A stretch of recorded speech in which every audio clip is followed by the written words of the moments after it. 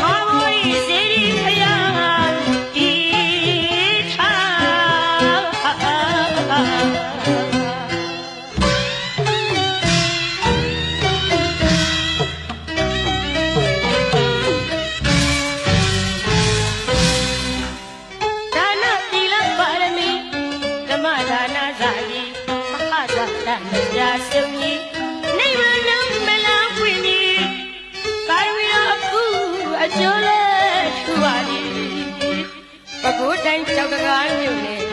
တောင်ကြီးရဖျားငုတ်တို့ကျေးရအုပ်စုမျောရှုပြဲတလီဖျားစီတော်ဒီဖျားစီတော်ဒီဒါနမြတ်တဲ့သားရခေါ်ကြသည်